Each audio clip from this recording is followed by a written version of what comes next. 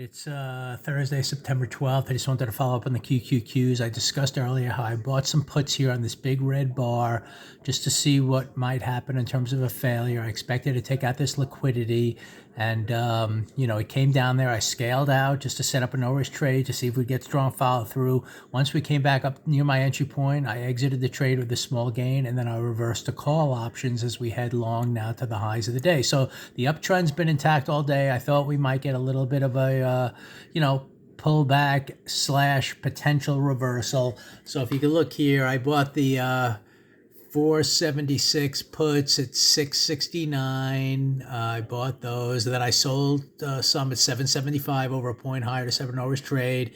When they came back to my entry point, I exited the rest of the trade. I sold them at 651. So overall, very small gain on this trade by scaling out. And then I bought some 462 calls at 866.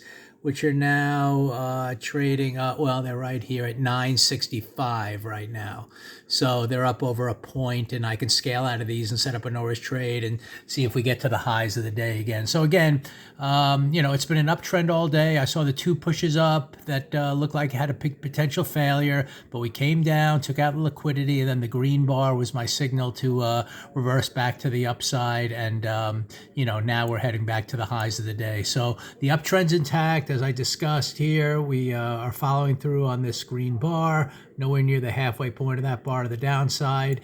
And on the inside bar, the closer we get to the end of the week, either we're going to get a 2-up week before this ends, or we're going to stay green here if Friday doesn't do anything crazy to the downside, and that would kind of lead us to expect higher prices into next week. So I know the continuity is to the upside. Tried a little bit of a sell trade here, but just knowing the nimbleness of it all, I was able to scale out and at liquidity, and now I'm back up on the long side. So just thought I'd point that out, and I'm kind of at no risk on this trade. I can scale out right here.